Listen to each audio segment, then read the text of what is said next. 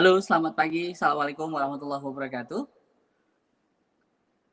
Baik, rekan-rekan Paragonian, teman-teman semuanya yang berada pagi hari ini di dalam acara Paragon Innovation Summit 2.0 Innovation for Greater Good. Bagaimana kabarnya rekan-rekan semuanya? Mudah-mudahan dalam keadaan sehat walafiat.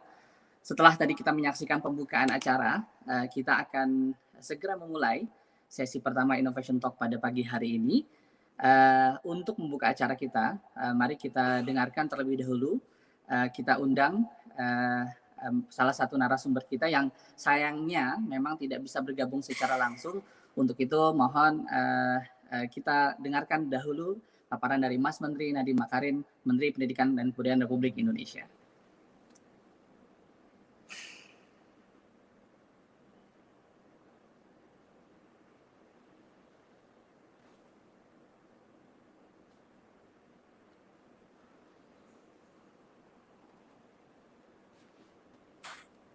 Assalamualaikum warahmatullahi wabarakatuh. Salam sejahtera bagi kita semua. Om Swastiastu, Namo Buddhaya, salam kebajikan, Rahayu. Yang terhormat Menteri Pariwisata dan Ekonomi Kreatif, Bapak Sandiaga Uno. Yang saya hormati CEO Paragon Teknologi dan Innovation, Bapak Salman Subakat, serta para hadirin yang berbahagia. Ibu dan Bapak sekalian mungkin pernah mempertanyakan apa yang dimaksud dengan Merdeka dari program Merdeka Belajar yang kami rancang. Konsep Merdeka Belajar yang menjadi napas Kementerian Pendidikan Kebudayaan saat ini terinspirasi dari pemikiran Bapak Pendidikan Indonesia, Ki Hajar Dewantara, yakni memberikan kesempatan kepada siswa untuk belajar secara tenang dan gembira dengan memperhatikan minat dan kemampuan mereka. Selama ini mungkin kita menginginkan anak-anak kita berpikir kritis dan menciptakan terobosan serta inovasi sehingga Indonesia memiliki daya saing global. Namun kita enggan memberikan kesempatan bagi mereka untuk melakukan eksplorasi, mencoba hal-hal yang baru, dan berani belajar dari kegagalan. Padahal esensi dari inovasi adalah perspektif dan cara baru dalam mengerjakan sesuatu, serta mengalami kesalahan atau kegagalan yang akan membawa kita pada proses belajar yang lebih bermakna dan relevan. Transformasi pendidikan yang kami upayakan untuk Merdeka Belajar berangkat dari semangat berinovasi dan keberanian mengambil resiko, karena melibatkan perubahan paradigma pemikiran dan praktek yang telah berjalan selama bertahun-tahun. Melalui Merdeka Belajar, kami mendorong para peserta didik di seluruh Indonesia, sejak pendidikan dasar sampai tinggi, untuk bebas dari berbagai bentuk belenggu, mulai dari ujian, tuntutan nilai, kurikulum, sampai dengan beban administrasi. Membebaskan diri dari belenggu bukan berarti serta-merta menghilangkan penilaian kompetensi atau tata kelola manajemen kelas dan sekolah. Karena yang kami upayakan adalah mengoptimalisasi aset yang ada, khususnya teknologi. Digitalisasi sekolah memang tengah menjadi prioritas kita, dimulai dengan penyediaan fasilitas teknologi bagi sekolah, pengembangan aplikasi dan kanal daring berbasis data, sampai penerapan asesmen daring kompetensi siswa dan kualitas lingkungan pendidikan di tingkat nasional. Selain itu, kami mendorong kerjasama aktif antara dunia pendidikan dan dunia usaha dan industri untuk mempersiapkan pelajar dan mahasiswa untuk menghadapi tantangan global. Para hadirin yang berbahagia, selama pandemi, sejumlah institusi pendidikan telah membuktikan semangatnya untuk terus berinovasi di masa yang sulit ini. Dan ditunjukkan dengan pembuatan berbagai macam alat-alat pendeteksi dan penanganan virus COVID-19. Dan saat ini di tengah upaya kita untuk bangkit, inovasi menjadi semakin dibutuhkan untuk semua lini kehidupan.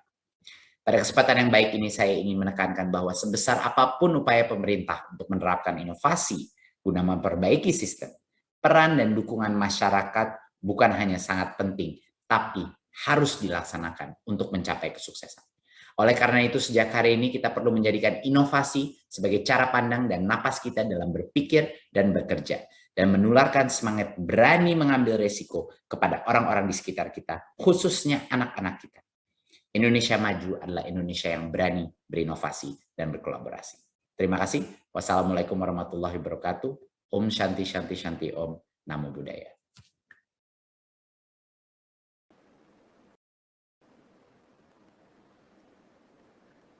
Baik, berikut adalah sambutan dari Mas Menteri Nadiem Makarim, Menteri Pendidikan dan Kebudayaan Republik Indonesia, dalam menyambut Paragon Innovation Summit 2.0 Innovation for Greater Good. Rekan-rekan sekalian, Paragonian dimanapun Anda berada, teman-teman yang sedari pagi bersemangat untuk hadir di acara Paragon Innovation Summit, pada pagi hari ini saya akan memandu sesi pertama dari rangkaian Innovation Talk. Innovation Talk adalah rangkaian acara pada Paragon Innovation Summit 2.0 yang menghadirkan para inovator yang berasal dari bidangnya masing-masing. Rekan-rekan tidak akan penasaran nanti siapa-siapa saja yang akan hadir pada rangkaian Innovation Talk. Dan tanpa berpanjang lagi, saya akan mulai untuk memanggil salah satu narasumber pada sesi pertama Innovation Talk ini, yang dimana tema kali ini adalah terkait dengan bagaimana innovation as a culture, as a core value to multiple impacts and accelerate transformation. Bagaimana innovation adalah sebuah value utama yang mampu mengakselerasi impact dan transformasi di dunia saat ini. Untuk itu, yang pertama saya akan panggilkan narasumber pertama bersama kita. Yang pertama adalah Bapak Salman Subakat, CEO Paragon Technology dan Innovation. Halo, apa kabar semua? Pagi, Mas Bang Ivan, Salman. apa kabar? Assalamualaikum warahmatullahi wabarakatuh. Oh iya, waalaikumsalam warahmatullahi wabarakatuh. Bang Salman, saya ingin menyapa. Saya kurang mendengar suaranya, boleh agak lebih mungkin soundnya. Sorry. Ya, sambil cek Sorry, juga. kita perbaikin ya. Oke. Halo, cek. Halo, cek. Ini gimana suaranya? Makin bagus atau masih kurang? Oke, saya sambil ngecek juga. Rekan-rekan mungkin bantu di up suaranya. Oke, halo. Di sini lumayan. Oke, sebentar. Suara aman katanya. Mas. Mungkin saya nih Mas Salman ya, saya mau cek sebentar. Mohon maaf. Tapi suara saya kedengeran nggak Mas Ivan? Oke, baik. Mas Salman, saya mohon izin sebentar, saya mau ganti sedikit ininya. Oke, suaranya. Wah, ini suara Mas Ivan aman, cuman suara dari StreamYard-nya nih kayaknya. Sebentar.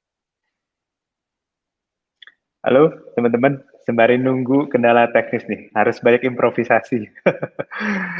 Apa kabar teman-teman semua? Kita ngobrol tentang inovasi dulu ya. Jadi memang gimana Mas Ivan? Ya. Mungkin saya agak kurang bisa mendengar suaranya sebentar.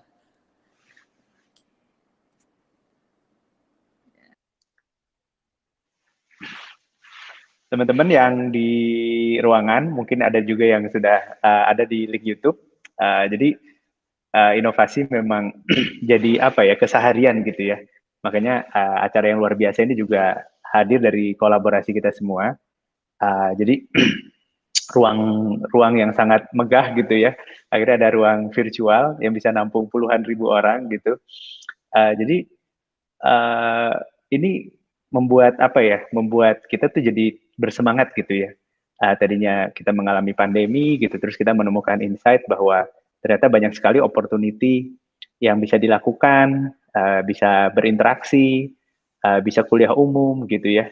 Saya selalu tim Paragon itu sangat passionate dalam mengajar atau memberikan kuliah umum, terus saya selalu refleksi bahwa untuk pertama kalinya kalau saya memberikan kuliah umum di kampus-kampus gitu ya, di ITB, di UGM, di Universitas Bung Hatta gitu ya, bisa pindah-pindah tempat gitu dengan waktu yang sangat cepat. Terus waktu di sana walaupun nggak jumpa fisik tapi bisa ngelihat namanya gitu ya, bisa berinteraksi gitu. Jadi ada yang bilang kan sebetulnya orang-orang yang inovatif itu kalau di kampus tuh katanya gini ya, suka nyeletuk gitu ya, suka komen gitu ya. Tapi kelasnya jadi gaduh gitu ya. Tapi dengan adanya teknologi ternyata malah mengakomodasi teman-teman untuk berpikir, ngobrol apa aja gitu. Akhirnya setiap habis ada acara tuh ada co-creation tuh. Mas Ivan udah jelas suara saya? Udah, aman. Thank you, aman, Mas. Oke, mantap. Ya, Mas Salman, thank you nih. Tadi udah nge-up terkait teknologi. Tadi kan Mas Nadiem mulai dengan cerita tentang bagaimana teknologi mampu mendisrupsi dunia pendidikan saat ini. Bang Salman, saya mau bertanya mungkin agak sedikit flashback sedikit. Kita saat ini ketemu dalam Paragon Innovation Summit 2.0. Bang Salman sekarang kan gila banget. Gimana bayangan Bang Salman ketika akhirnya saat ini kita benar-benar melakukan PIS gitu ya, dan kemudian dengan situasi yang berbeda dibandingkan tahun lalu.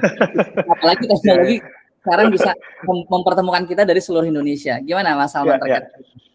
Ya, pertama kali inovasi itu kan invention plus komersialisasi, dan biasanya tambah nyaman tapi biayanya juga tambah turun gitu ya. Jadi kalau sedekat ngejok, kalau teman-teman pengen bikin konferensi nasional udah nggak perlu ini lagi nih Mas Ivan. Dulu zaman kita kan suka nyari sponsor gitu ya. Benar, Sekarang benar. dan bahkan platform yang kita pakai sekarang ini juga dibangun sama orang-orang komunitas, Mas Ivan. Ada dari FRIDA Education, ada dari pemimpin.id, tim IT Paragon berkolaborasi. Jadi dulu nggak kepikiran kan kita bisa ngebangun. Jadi kalau Airbnb bilang kita bisa bikin 10.000 kamar gitu ya, sekarang kamar virtual gitu, bahkan lebih cepat dan bisa lebih gede lagi gitu. Mungkin memang ini ya jalannya apa ya bangsa Indonesia untuk akselerasi gitu ya. Saya flashback ke Innovation Summit pertama tuh Mas Ivan. Dulu rasanya Indonesia itu banyak banget peluang inovasi, di satu sisi digital melesat gitu ya, semua orang seneng gitu ya, akses jadi gampang, terus tumbuh leader-leader yang inovatif Mas Ivan. Jadi kayak saya lihat bekerja di bidang yang memang core-nya inovasi itu usia 26, 27 itu sudah menempati posisi strategik gitu. Terus saya bilang, wah ini luar biasa ya. Dan biasanya orang kan kalau udah mendapatkan suatu karir atau pencapaian tuh bawaannya ingin berbagi. Apalagi bangsa Indonesia bangsa yang sosial. Jadi itu yang terasa banget di 2018.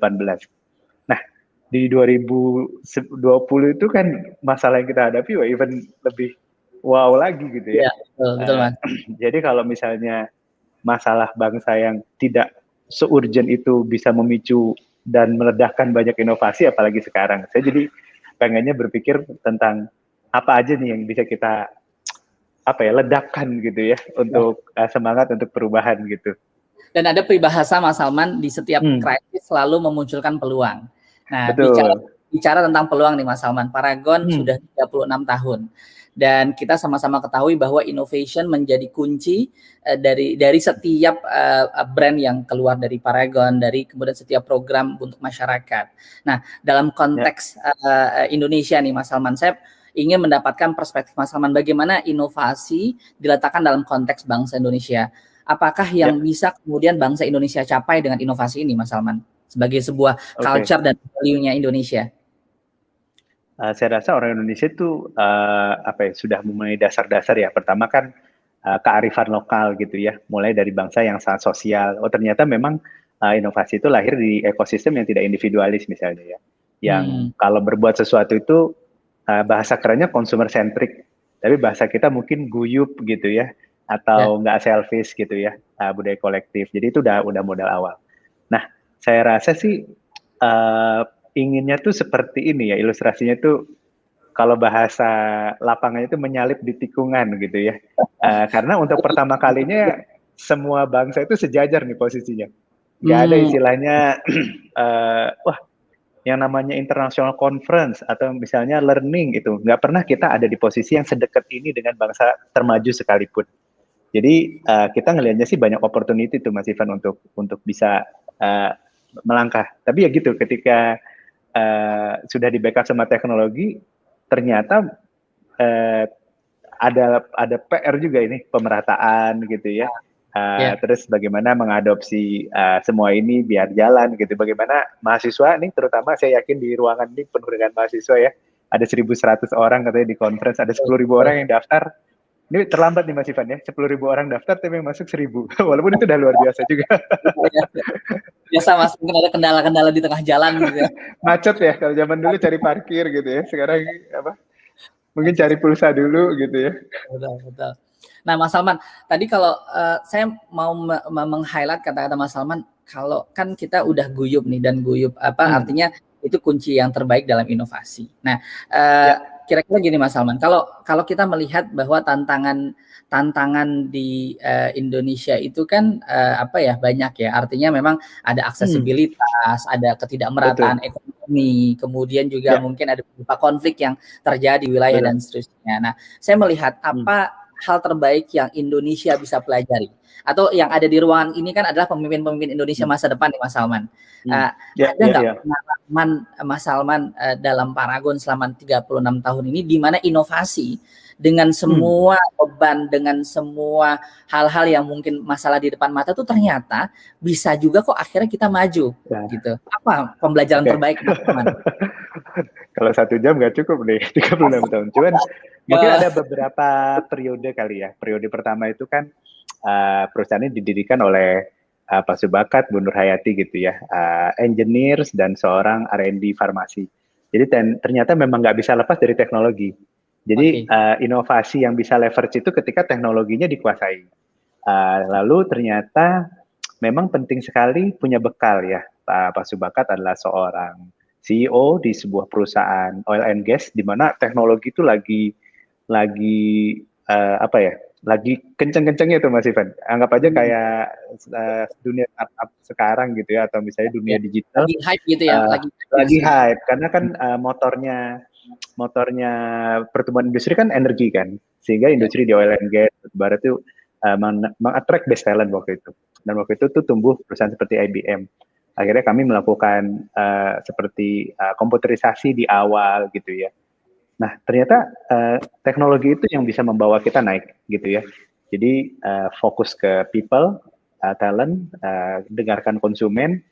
Teknologi itu udah kerasa dari dulu dan semua harus dilakukan secara efektif dan efisien gitu. Jadi design thinking kan filosofinya people, teknologi, and business gitu ya. Nah, itu yang kami kerjakan. Terus abis itu periode kedua kita lebih fokus ke channel dan distribusi pada saat itu, Mas Ivan. Terus baru nih. Saat itu pada saat yang di fase yang kedua ini, Mas Salman, saat itu kalau dikira-kira sumber daya Paragon tuh udah berapa banyak, Mas? Apa masih juga masih sedikit kecil aja? Banget. Sepertinya semangat itu, makanya kan ada yang bilang kan jagalah timnya tetap kecil, agile gitu ya. Justru dengan kecil itu sangat erat gitu ya. Katanya ada yang bilang sekarang kan design thinking apa didiskusin pagi. Contoh event-event Paragon yang seperti ini tuh sudah dari dulu tuh Mas Ivan. Jadi bikin rekrutmen juga yang besar, ada conference, terus kadang-kadang diiringi dengan konser musik itu sehingga feel-nya nyampe kan. Jadi semua itu dibuat oleh 4 atau 5 orang Paragonian luar biasa keliling Indonesia. Jadi memang keterbatasan itu tuh emang sumber inovasi. Nah, sekarang tantangannya adalah betul. Jadi mungkin kalau dulu era kemerdekaan itu kan mungkin semakin diteken gitu ya, dikepung gitu sama Belanda gitu, terus ngumpul para leader-leader Indonesia tiba-tiba kepikiran, gerilya aja yuk gitu ya. Atau tiba-tiba mikir, oh kita satukan masyarakat lewat organisasi kebangsaan. Jadi memang apa ya, seni gitu ya.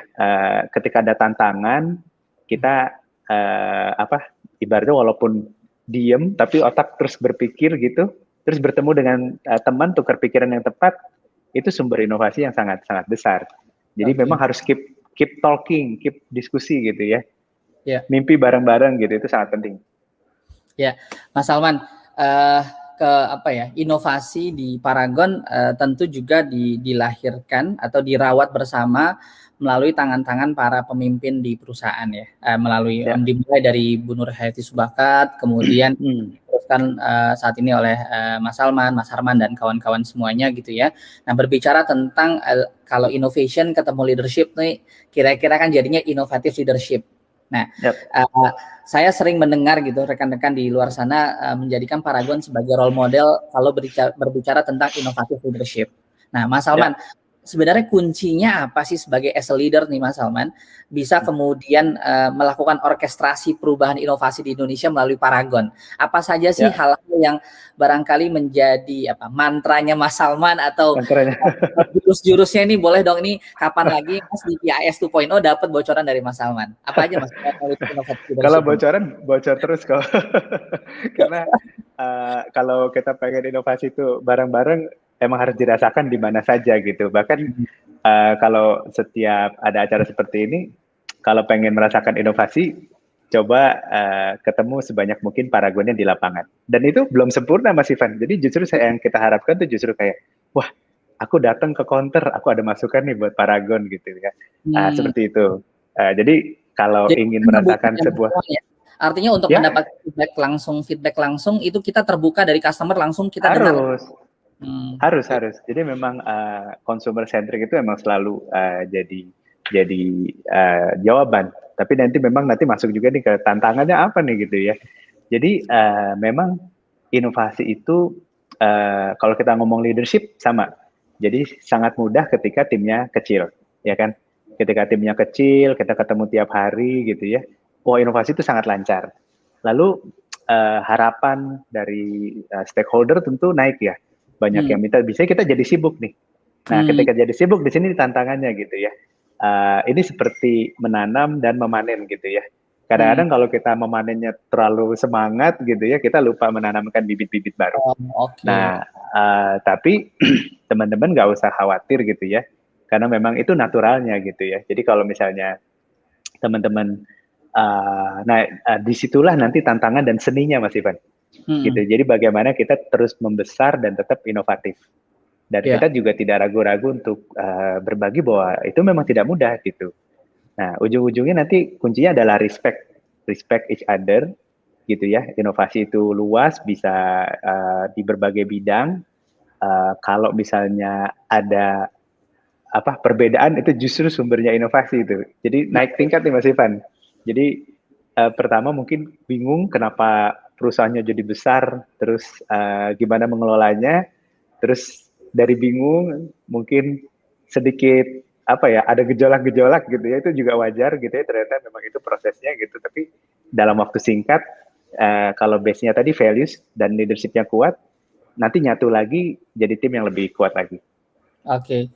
Pas ini kalau saya melihat dari penjelasan Mas Salman kan ini berproses ya Mas, dan banyak yang di antara kita kan barangkali juga di sini banyak bergabung rekan-rekan mahasiswa atau para yang sedang meniti karir gitu kan, berbicara speed itu salah satu yang menjadi indikator secepatnya kita kemudian mendapatkan hasil, secepatnya kita bisa memperoleh pengakuan dari kompetitor dan seterusnya. Sementara kalau saya lihat yang unik dari Paragon ini kan ceritanya, bahkan saya sering mendengar gitu, mulai dari nggak seperti dibayangkan langsung bahkan langsung besar gitu, bahkan Bang Salman sering cerita gitu, bingung sendiri kok tiba-tiba besar gitu kan. Nah, sebenarnya saya mau meng-highlight arti dari kesabaran menunggu proses tuh buat Mas Salman gimana dalam konteks inovasi. Karena kan inovasi kan berangkat juga dari disiplin ya Mas ya, disiplin untuk mencoba, gagal, coba.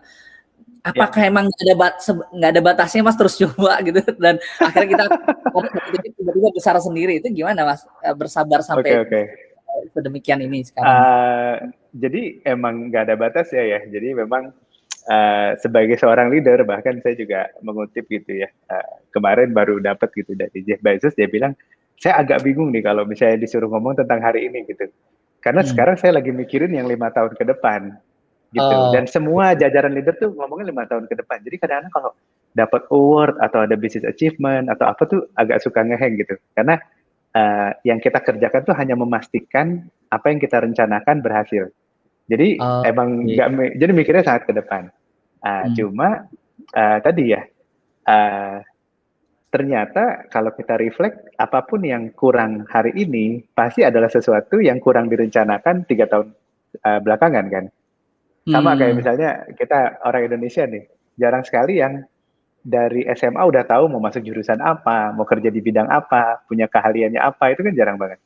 Jadi, nah kalau udah kayak gitu kan berarti emang nggak ada berhentinya Mas Ivan, ya kan? Misalnya kita pengen tetap produktif sampai usia 55, 60, atau bahkan abis 55 ada sesuatu lagi, misalnya pengabdian masyarakat atau pengen fokus ke hal sosial, berarti kan harus direncanakan dari sekarang. Nah, itu kira-kira nggak langsung ngejawab, cuman segitu gitu ya, segitu ininya gitu ya. Berarti kita hadir utuh pada hari ini, tapi juga berpikir tentang bagaimana di masa depan ya, bisnis berjalan, bagaimana impact yang kita ciptakan ya. Karena kita mikir masa depan itu kali ya Mas Salman, akhirnya kita selalu melihat antisipasinya apa nih ya, setelah ini ngapain lagi ya. Dan ternyata itu efektif untuk meng-align organisasi kan. Kita mau ke sana gitu. Jadi mungkin kita nggak sadar ya, kita kalau kita mikirnya hanya hari ini tuh ada yang ke kiri, ada yang ke kanan gitu kan. Tapi ke kiri ke kanan kan hanya untuk bekal untuk menuju ke arah yang lebih jauh. Nah ternyata manjur juga gitu ya, ketika kita tuh buka dengan mimpi bareng, kita nggak terlalu berfokus sama hari ini. Terus abis itu kita tahu arah, dan kita tahu bahwa untuk menuju ke sini hari ini kita harus maju berapa kilo nih. ya kan? Iya, oke. Gitu ya. Jadi seperti itu. Karena kan katanya kalau kita visinya aja udah salah, eksekusi yang baik hanya mempercepat kita menuju ke arah yang salah itu kan. Oh, oke, Nah, oke. ya jadi sekarang nih challenge nih buat kita semua. Misalnya anak muda mau bawa Indonesia ke arah mana nih gitu ya, lewat Mhm. mana gitu kan. Kalau misalnya nggak lewat inovasi, tapi lewat kesuksesan yang sebentar gitu. Nanti nyampainya ke situ tuh Mas Ivan, Ya, ya, ya ya. kan? Dan satu lagi antara visi sama tindakan kan harus konsisten. Betul, betul. Artinya Hmm. kalau kita punya visi menjadi seorang innovator di masa depan, maka sebenarnya Ya, eksekusinya juga idealnya memang align ke arah visi menjadi seorang innovator. betul, Aman. Dan namanya betul, innovators kan artinya berpikir selalu opportunity, peluang apa yang terjadi di masa betul. depan. Kalau dia stuck di Ya, sekarang, akhirnya bisa-bisa dia malah nggak kemana-mana ya, Mas ya. betul, betul. Ya, ya, ya. Oke, ini menjelaskan sih Mas, karena ketika misalnya banyak di antara umumnya nih Mas ya, perusahaan ketika katakanlah ya punya keuntungan yang besar, menguasai market share segala macam kan, semua orientasinya tuh umumnya wajar sekali ketika mereka oke, apalagi nih setelah ini dan seterusnya. Sementara saya Ya, melihat banyak ya. aneh nih oleh Paragon ya. Kalau saya bilang aneh atau di luar perkiraan, artinya kita tahu Ya. waktu lalu Paragon baru saja mengeluarkan program Paragon Educational Leadership Program yang Ya, ditujukan ya. merespon program Kampus Merdeka. Jadi pertanyaannya, jadi Paragon ini ngurus apa aja nih? Ternyata sampai kemudian juga masuk ke ekosistem pendidikan dan sebegitu seriusnya. Apa sih Mas? Ya, ya, ya. Ini sebenarnya apa yang ingin dicapai dari dalam konteks ekosistem inovasi Oke. misalnya? Ya. Jadi gini, itu mungkin kata kuncinya ownership ya. Kalian sebenarnya kan kalau bangsa Indonesia ini, kalau bukan kita yang memiliki siapa gitu kan. Emang kita kan yang harus memiliki masa depan kita. Nah, satu lagi kan ini sebetulnya amanah gitu ya kan. Kalau Mas Ivan tadi udah berkali ngomong, mungkin pendirinya Paragon itu nggak nyangka gitu ya, bahwa Paragon mendapatkan kepercayaan masyarakat begitu besar. Dimulai dari dibeli produknya, jadi tempat tujuan buat talent berkembang, terus dapat partnership. Acara hari ini luar biasa banget, semua juga base-nya adalah support, kedekatan, silaturahmi. Nah, kan biasanya kan gini Mas Ivan, kalau misalnya Mas Ivan nih misalnya dapat tiba-tiba dikasih rumah gede gitu, padahal Mas Ivan nggak minta gitu kan. Betul, betul, betul. Mas Ivan kan harus bertanya-tanya kan, ini rumah dikasih besar buat apa ya gitu ya, atau ini jadi apa memang karena saya Ivan kan tokoh pendidikan, apakah karena rumah ini harus diisi sama banyak pendidikan movement, apakah harus jadi rumah belajar gitu ya. Jadi Ya. kalau ditanya harapan terhadap Paragon apa sih? Nggak ada satupun yang ngomong kayak, oh tetap berinovasi dong gitu kan. Ya. Terusin, jadi itu loh arti Paragon buat bangsa Indonesia kan. Ya, ya. Jadi sekarang orang ngomongnya ikigai misalnya. Oh ikigainya itu ya gitu. Jadi kita ya menjalankan apa ya? Sepertinya, bukan sepertinya ya, harapan bangsa Indonesia terhadap sebuah perusahaan itu ternyata ini gitu ya. Kan Oke, enak oke. kalau kita menjalankan harapan masyarakat kan lebih enak, ya nggak Mas Ivan? Betul, Jadi betul. ibaratnya kalau kita ngelit itu, kita tidak menarik gitu, tapi kita didorong gitu kan. Kalau didorong itu saya suka berilustrasi nih agak susah ya. Kayak jalan pemimpinnya didorong-dorong gitu, walaupun kayaknya nggak enak gitu kan didorong-dorong, tapi kan nyaman gitu ya. Ya. Paragon artinya menangkap bahwa memang aspirasi terbesar bangsa Indonesia ini adalah bagaimana perusahaan seperti Paragon yang asli Indonesia, yang visinya sangat nasionalis ini adalah justru kemudian juga membantu ini antara narik dan dorong ya kedua belah pihak ya. Bagaimana kemudian talent-talent atau sumber daya manusia Indonesia gitu. Makanya memang komitmennya jadi ya kenapa sih kita besar kalau nggak kemudian buat bangsa Indonesia gitu ya Mas Salman. Betul. Iya, Oke. jadi kayak main bola itu kayak ini ya, tiba-tiba counter attack gitu, serangan bareng kan misalnya Paragon entah jadi tengah atau striker kan misalnya jalan sendiri, lah bolanya mana nggak dioper gitu kan. Iya, iya, iya. Ini ibaratnya Mas, kalau dalam sepak bola ada filosofi nama total football kan. Total football, benar. Kadang Paragon juga harus di depan, kadang kemudian harus mengawal bangsa ini, kadang juga kemudian harus melakukan hal-hal yang diharapkan bisa menjadi role model buat masyarakat. Rekan-rekan yang sedang menyaksikan Innovation Talk sesi pertama, saya undang juga untuk juga bertanya langsung kepada narasumber. Karena sayang sekali kalau momen ini kita bisa langsung mendengar bagaimana Mas Salman Subakat memimpin PT Paragon dalam mengeluarkan berbagai inovasi. Saya minta juga rekan-rekan panitia jika sudah ada pertanyaan dari peserta boleh. Oke, baik. Ya. Mas Salman boleh kita sambil menyapa peserta dan menjawab pertanyaan dari peserta. Oke. Ya. Oke, ada pertanyaan nih Mas Salman. Oke. Apakah setiap pemikiran kreatif memiliki sifat inovatif? Terlebih lagi di zaman sekarang tidak sedikit penghambat kreativitas yang tidak bisa diluarkan secara maksimal. Jadi artinya Mas Salman, saya udah kreatif nih, apa otomatis langsung jadi seorang inovator atau saya inovatif apa enggak sih, Mas? Mungkin tambahnya gini, ya, kreatif untuk titik-titik gitu ya, untuk siapa gitu ya, karena kan creativity secara terus-menerus jadi invention kan. Tapi kata-kata kreatif itu kan create ya. Nah, sesuatu itu harus udah ada yang nunggu nih. Buat siapa, ya kan? Nah, kalau misalnya udah teman-teman kreatif buat siapa, saya nggak yakin yang quote-unquote penghambat tadi penting. Apalagi kan dengan era digital, ide bisa pakai digital. Atau suatu produk bisa langsung ketemu user, gitu ya. Jadi, nah kalau memang ide itu masih ada penghambat, tentu penghambat itu dalam dunia inovasi namanya teknologi chasm gitu. Ada keengganan orang untuk berubah itu wajar. Nah, jadi kita harus cari 10 orang aja yang mendukung inovasi kita. Saya rasa sih selalu bisa ya kalau teman-teman kreatif itu, saya kreatif untuk 10 orang terdekat aja. Itu tuh lebih penting. Okay. Nah, terus kadang-kadang kita juga, ternyata kreasi kita tuh tetap harus diimplementasi nih Mas Ivan. Kan invention plus commercialization, jadi kayak ide harus diajarkan, ditulis, makanya bikin pilot project, tulis di blog gitu ya, tunggu komentar, libatkan orang lain gitu, biar idenya jadi ide bareng-bareng, co-creation gitu, dikembalikan ke ujungnya, gitu ya. Kalau misalnya inner circle-nya juga ya, makanya di sini ada Innovation Summit kan teman-teman bisa bertemu di sama inventor gitu ya, jadi sebaiknya teman-teman ketemu orang dengan karakter yang cocok, personanya cocok gitu ya. Habis itu juga mencoba serve komunitas atau konsumen yang memang menunggu ide-ide kita. Nah, selama di dalam pikiran kita ide itu untuk mereka, jadi mereka nanti yang minta malah bukan menghambat. Mereka malah yang minta, mereka akan coba memecahkan gimana ide itu cepat diaplikasikan. Karena ide itu dari awal sudah didesain untuk memudahkan hidup mereka kan. Ya, jadi memang ide atau creativity itu akan menjadi elemen yang sangat vital jika dibundling dengan creativity untuk apa, untuk menyelesaikan apa gitu ya. Oke, karena kalau ide banyak gitu ya, tapi kalau langsung dilanjutkan pada kemudian masalah yang dihadapi atau pada satu situasi yang membutuhkan kemudian penyelesaian, maka kemudian itu menjadi sesuatu yang akan jalan aja, akan demand terhadap kemudian dong bantu ini selalu ada ya Mas ya. Ya, betul. Jadi kadang-kadang saya juga pernah ada di masa itu ya. Jadi ada ide yang saya keluarkan karena saya merasa ide itu keren. Tapi kan itu kata saya gitu ya.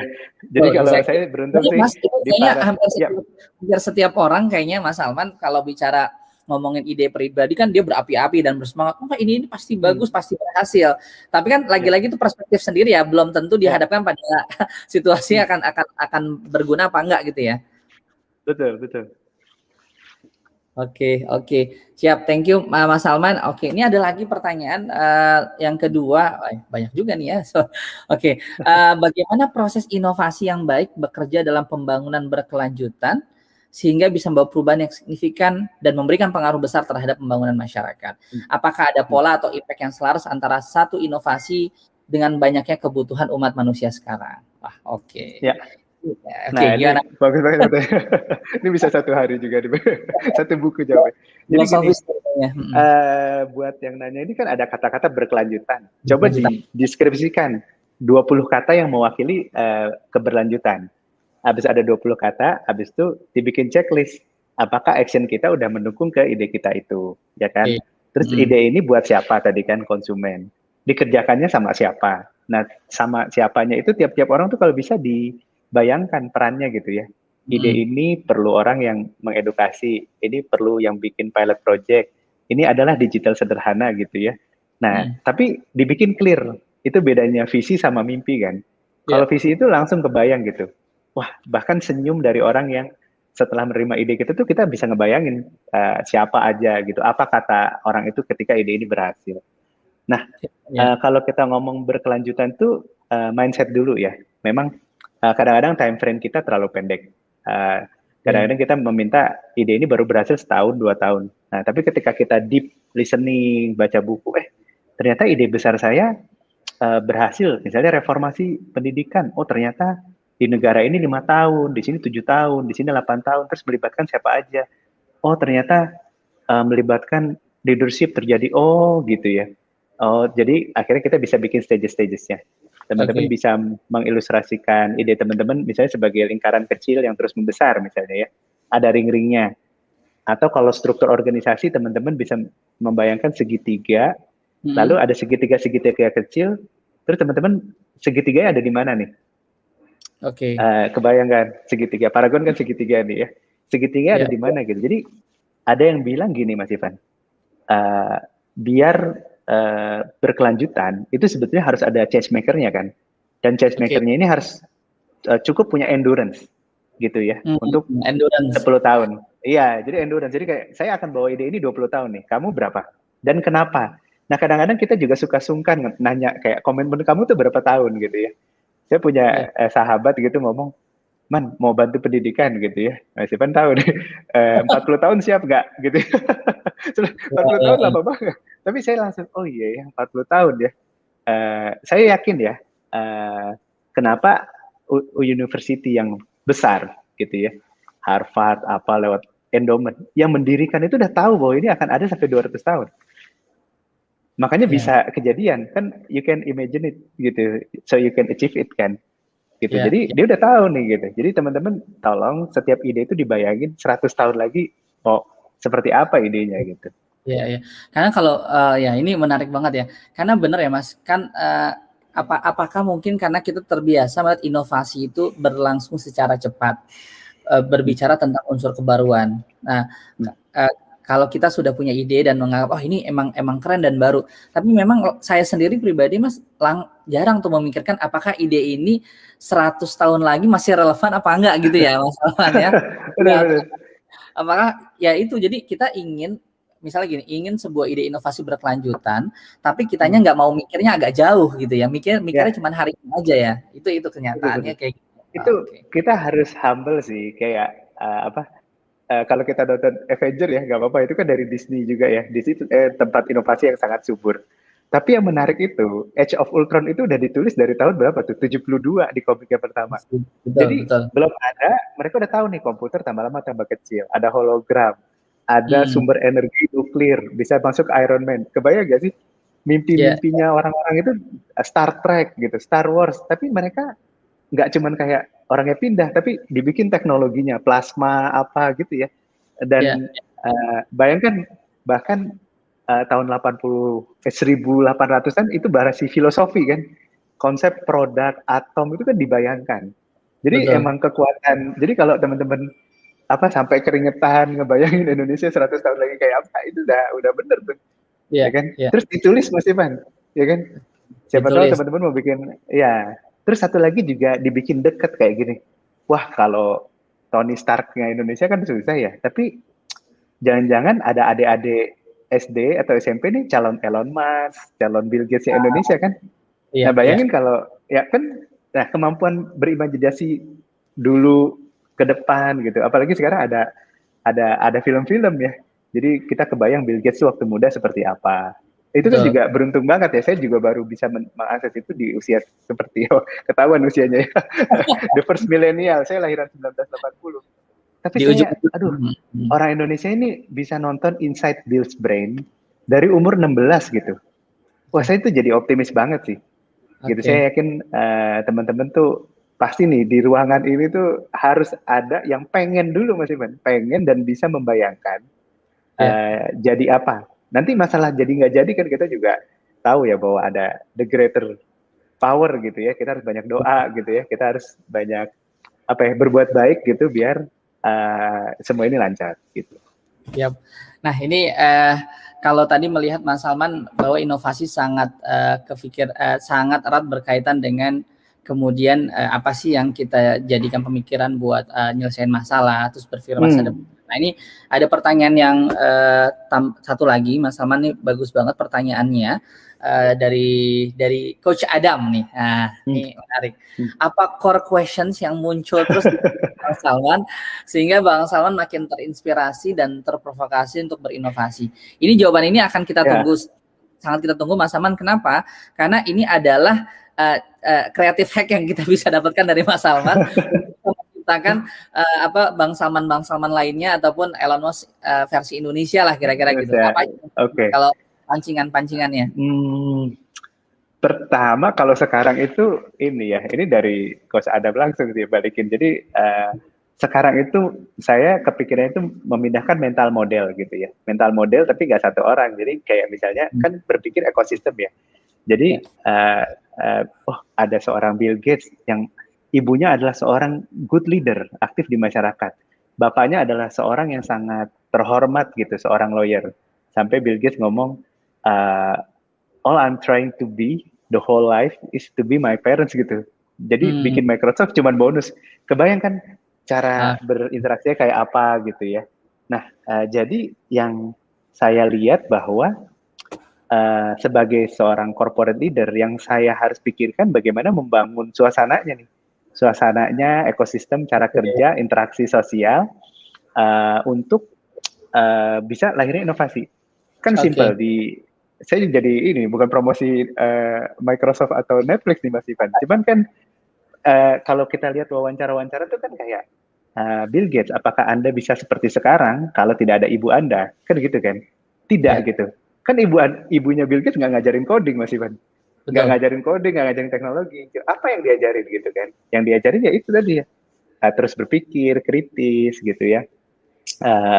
Resolve konflik gitu. Itu juga tuh mengatasi perbedaan gitu, berpikir sebagai tim. Nah akhirnya bisa.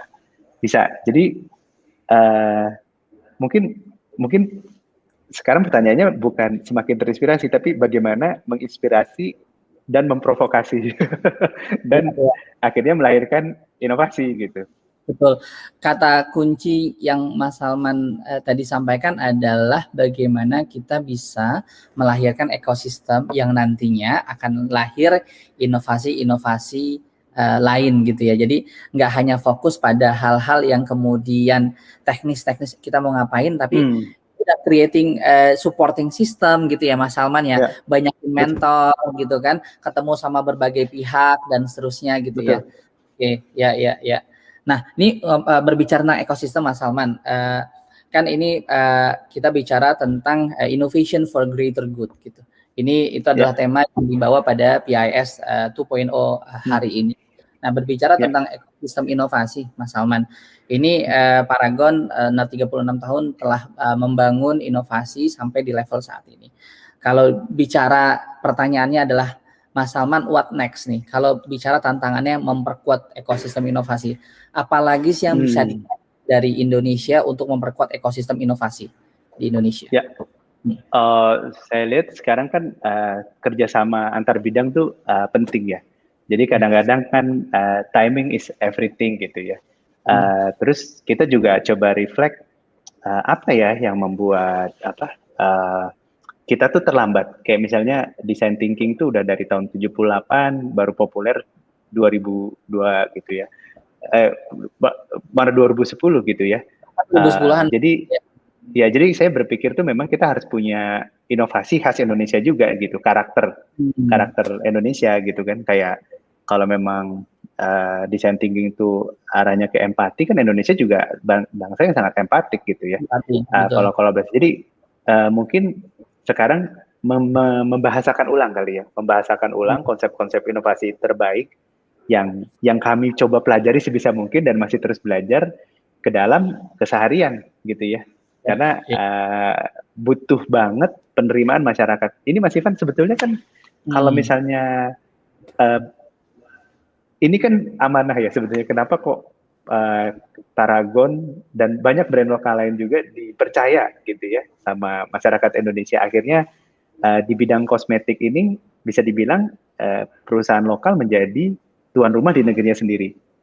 Sesuatu yang tidak terbayangkan gitu selama berpuluh-puluh tahun. Oh ternyata bisa karena industrinya cukup rumit, sophisticated, butuh pemahaman di berbagai bidang, brand management, yang ujung-ujungnya juga creativity, yang ujungnya talent itu nggak bisa sebentar Mas Ivan. Untuk membangun sebuah orang brand manager perlu waktu tahunan, perlu kesabaran gitu ya. Yang kesannya dulu katanya orang Indonesia nggak bisa nih kalau yang berproses lama-lama gini. Betul, gitu ya. betul. Kesannya ya kan. Nah ternyata kan Kesannya. bisa, ya kan ternyata bisa.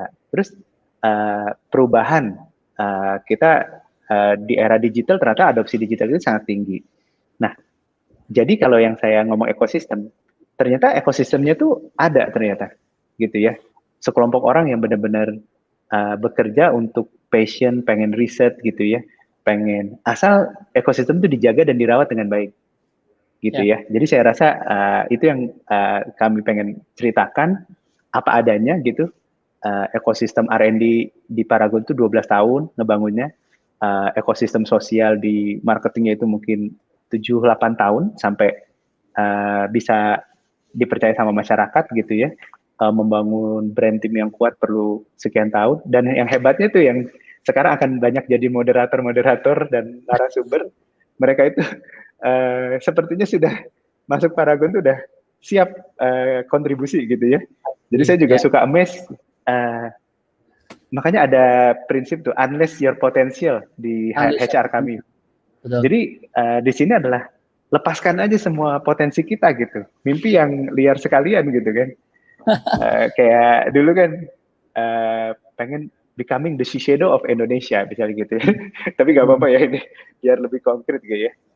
Karena setiap bangsa itu punya brand kebanggaan, ya kan, di berbagai macam bidang. Jadi kalau pengen tahu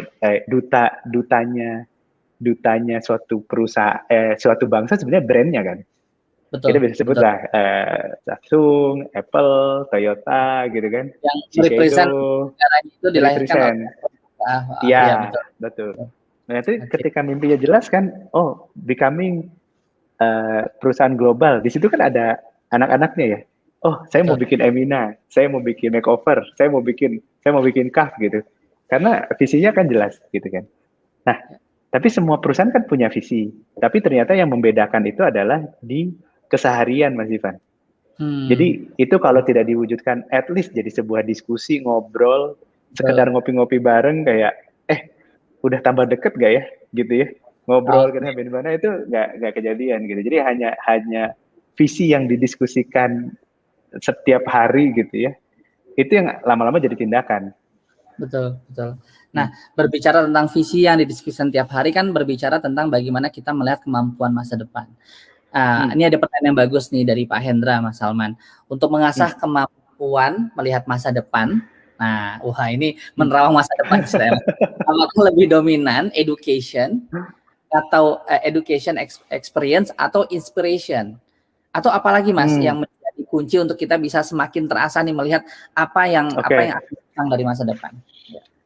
Ini pengalaman pribadi ya Mas, makanya memang sekarang zamannya kolektif. Jadi kalau pendidikan dan edukasi itu biasanya memberikan suatu framework yang teruji, gitu ya. Oh, kalau Indonesia kayak gini, bakal kayak Jepang, atau lebih spesifik lagi, Jepang industrinya ini, atau seperti China wilayah atas, atau apa. Jadi dibikin spesifik itu, dan itu banyak di edukasi, udah ditulis di dalam jurnal. Ini dia memberikan sebuah framework data.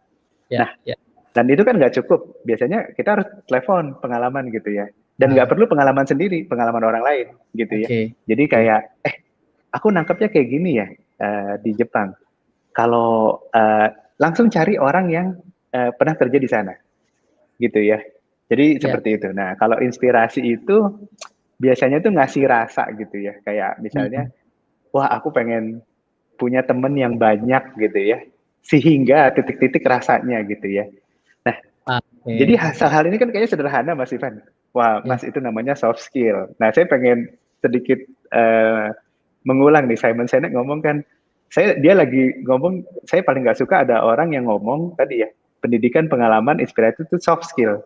Karena there's nothing soft about that skill gitu. Jadi dibilang, it's a very hard gitu ya. Hard. Karena kan kebayang sih kita itu harus datang tiap hari untuk membuktikan bahwa kita tuh salah gitu. Bahwa kita tuh hari ini belum sempurna ilmunya gitu. Itu kan nggak mudah gitu kan. Jadi be hard on yourself gitu, on topik-topik itu gitu ya. Apa benar kita udah cukup ilmu, apa benar kita udah bekali dengan pengalaman, atau benar kita udah melakukan dengan inspirasi yang tepat gitu. Ya.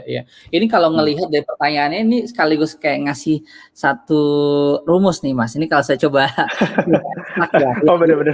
Iya, ini kalau ngomongin tentang tracking the future sama dengan gitu kan. Pertama education, katakanlah education mewakili knowledge, structure, cognitive, right? Ya itu kan.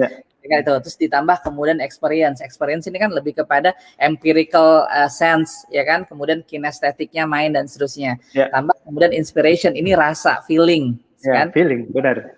Dan jadi harus jalan paralel dan Mas Salman menjelaskan bahwa ternyata equation ini berhasil nih, education, experience dan inspiration. Ya, karena banyak di antara kita Mas, saya termasuk misalnya sangat percaya dengan kekuatan knowledge. Jadi, saya udah tahu nih, saya udah baca. Tapi sama Mas Ivan. Ternyata kalau nggak ada sentuhan rasa tuh kayak nggak bisa.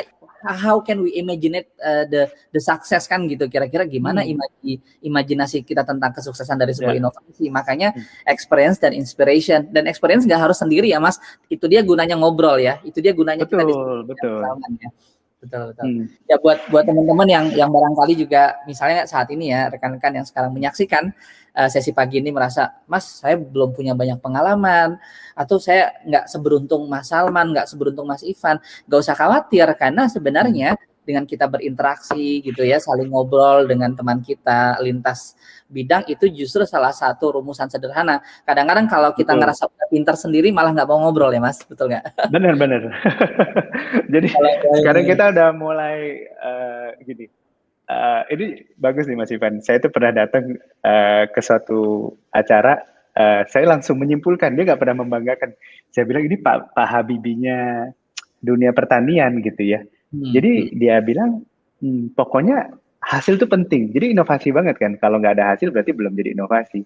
Betul. Jadi kadang-kadang kita belajar leadership, tapi kita tidak mencermati di sekeliling kita tuh nilai leadership itu adanya di mana aja, gitu ya. Jadi kalau kita mau belajar leadership, ya kita datang ke orang yang banyak menumbuhkan leader-leader lain, walaupun kecil gitu ya.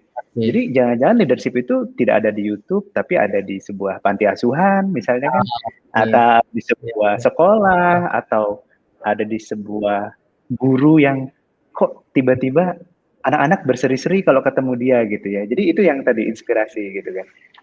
Tapi memang rasa itu kan penting, sampai ditulis buku khusus kebanggaannya Harvard tuh ya, Daniel Goleman tuh Emotional Intelligence Series gitu ya. Nah, dan ternyata itu erat kaitannya sama cara otak kita bekerja kan. Ada dopamin, oksitosin itu yang menstimulus kebahagiaan. Nah, kebahagiaan dan rasa penasaran, keris itu yang membuat tadi pendidikan bisa masuk gitu ya. Habis itu pengalaman bisa jadi bermakna kan gitu. Jadi kesannya klise, balik lagi soft skill. Padahal nggak soft gitu. There's nothing soft in the skill ya. Oke. Oke, Mas Salman, ini tadi kita udah bicara tentang terakhir pertanyaan bagaimana how we can imagine the future gitu ya, dengan mengkombinasikan education, experience dan inspiration. Nah, Mas Salman, ini kita facing reality dengan pandemi ini, kemudian di mana proses belajar pada umumnya mungkin di sekolah, kuliah, atau bahkan organisasi kan menjadi tidak tidak normal, tidak optimal. Artinya kita dulu bisa menyerap pelajaran tuh dengan dengan optimal, bisa ketemu kapanpun, anytime kita belajar, walaupun in the other hand dengan teknologi semua bisa beres gitu. Nah, ini pesan Mas Salman ya. Ini ada pertanyaan bagus dari Mbak Anissa Fitri dengan situasi yang sekarang gitu. Dan kita sekarang ingin jadi bisa dibilang nih banyak rekan-rekan di sini menjadi apa ya leader pemula atau apa newbie gitu ya. Jadi ya newbie mungkin di sekolah, di kampus atau kemudian di tempat kerja gitu. Bagaimana sih apa yang kita bisa lakukan saat ini juga gitu ketika kita mendengar sesinya Mas Salman gitu untuk bisa menjadi lebih kreatif dan lebih inovatif. Ya, kalau teman-teman udah bisa nanya itu saran saya lebih banyak ngajar juga, itu penting ya. Okay. Jadi ajarkan apapun yang teman-teman tahu gitu. Kayak saya hari ini deg-degan nih ada pertanyaan apa. Pertanyaan soalnya ini apa panitia juga milihnya susah-susah nih. Ini kan abstraksinya kan gini. Oke, kita coba pakai frameworknya design thinking aja deh. Misalnya hal kreatif lahir dalam sebuah proses inovasi. Design thinking one of the best lah. Jadi harus ada unsur tadi human-nya kan. Kita kreatif untuk siapa, buat apa, gimana rasanya, gimana cara kita mengerjakannya, seberapa kita passion mengerjakan hal itu. Terus harus ada menunya nih Mas Ivan. Dari sekian puluh harus berani mutusin. Aku kayaknya bisa nyebutin 20 tokoh. Okay. Tapi aku akan fokus ke 2 tokoh yang akan aku ikutin 3 bulan ini, gitu ya. Okay. Dan nggak anti stereotype aja gitu. Aku nggak harus kok tokoh-tokoh besar kok gitu. Saya juga sangat endorse tuh cari yang relevan gitu. Kalau misalnya belum apa-apa udah Steve Jobs, Elon Musk tuh kayaknya wah jauh banget gitu kan. Nah itu cari dari sisi human tuh cari tokoh, cari orang yang akan kita serve sama know yourself. Terus teknologi ini penting nih. Harus ada unsur teknologi sederhana aja. Kayak misalnya bikin planningnya pakai Miro, kan Miro ada yang gratis gitu ya, atau pakai mind map, atau kita coba-coba gitu metode-metode, ada pakai mind map, ada ini, idenya kita coba scoring, terus kita coba jalankan design thinking ala-ala gitu ya, bahasa anak sekarang ala-ala, pokoknya ada metode baru yang kita coba, cara ngomong kita rubah, terus gunakan semua ya, handphone itu kan luar biasa ya, bisa ngerekam, bisa evaluasi, bisa nge-track, bisa macam-macam. Pakailah, pokoknya semuanya harus pakai handphone dan apps-nya itu dieksplor semua, gitu ya. Itu satu. Kan for the sake of belajar dulu kan, masih muda kan. Ini dulu pemula kan.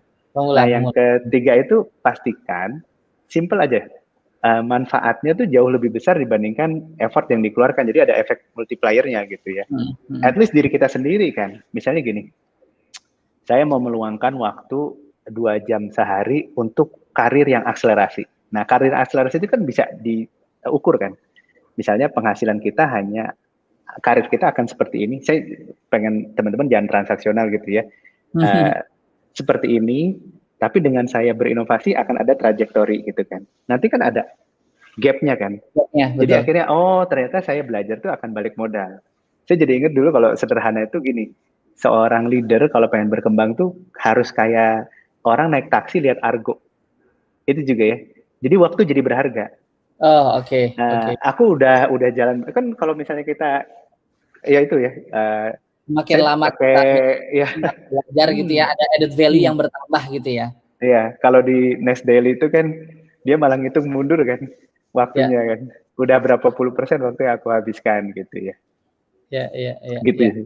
Jadi hargai diri kita sendiri dengan cara menghargai waktu kita gitu ya. Sayang kalau nggak buat hal-hal yang positif. Terus kalau capek ya istirahat, yang positif mulai lagi gitu kan. Betul. Tadi saya mencatat sekali ini tips ya. Ini saya coba sampaikan ulang nih beberapa yang saya catat ya. Pertama adalah terkait dengan mempertajam tadi, dimulai dengan ada spesifik gitu, ada spesifik konkret gitu. Jangan mulai dari yang terlalu besar ya Mas Salman ya, kemudian targetnya gitu. Dengan begitu kemudian kita juga bisa ngukur kita udah sejauh mana nih. Kadang-kadang memang kan pitfall yang terjadi itu ya Mas Salman, kalau kita kita jadi active learner semangat banget gitu ya. Kita pengen langsung melahap semuanya kan. Jadi ini ada sindrom yang kayak pengen langsung pinter semuanya, pengen langsung dia mencapai standar yang paling tinggi gitu ya. Betul. Untuk sebuah learning curve yang lebih tajam akan lebih efektif kalau kita belajar dari skema-skema yang agak lebih mungkin spesifik, dan yang paling penting jangan lupa untuk mengajarkan, karena belajar dan mengajarkan itu satu paket, Mas Salman. Ini yang Betul, yang satu paket. dari Mas Salman ya. Makanya kalau ngeliat Mas Salman sering banget nih beredar kalau nggak keluar, tapi kalau dengar-dengar Mas Salman sering mungkin ngobrol sama BA, beauty advisor, sama teman-teman di betul. itu memang karena rumusnya itu ya, Mas, karena sering ngobrol, ngajarin, jadi kita belajar ya. Ya, ini nyambung sama pertanyaannya Mas Billy nih. Yes, nah, kadang-kadang suka lucu nih. Pertanyaan itu kadang-kadang ngejawab sendiri. Bagaimana balancing edukasi, inspirasi, experience untuk mempertajam. Berarti kan tujuannya udah bagus ya untuk mempertajam. Balancing, ya harus dibalance gitu aja. Jadi langsung aja dibalance. Dibalance aja langsung 30%, 30%, 30%. Yang namanya nggak balance apa sih? Suka lupa kan. Oh, ternyata kok saya kebanyakan baca buku, itu ada yang namanya intellectual bomb apa-apa gitu ya. Jadi kayak jadi berasa pinter, tapi nggak menginspirasi orang lain gitu kan. Jadi lebih baik, wah aku kurang gitu ya. Experience, kita kadang-kadang harus diem nyobain dulu nih pemikiran kita, bener gak sih gitu kan pemikiran kita. Jadi harus dibalance. Itu juga sama, saya pertanyaan yang paling favorit nih, gimana caranya memulai? Oh ya, itu jawabannya, memulai. Caranya ya mulai. Tapi gini, saya tuh pengen gini, tadi kan there's nothing soft about the soft skill. Nah, balancing ini juga jangan gini, balancing itu benar buat nyaman, tapi kalau ibaratnya mobil, roda itu dibalancing biar apa coba, Mas Iwan? Biasanya kalau orang ngebalance, stabil nggak sih? Stabil arahnya. Biasanya kerasanya nggak stabil kalau kecepatan tinggi kan? Kecepatan tinggi, betul. Nah, justru mudah-mudahan Mas Billy dan teman-teman itu membalance untuk bisa ngebut gitu.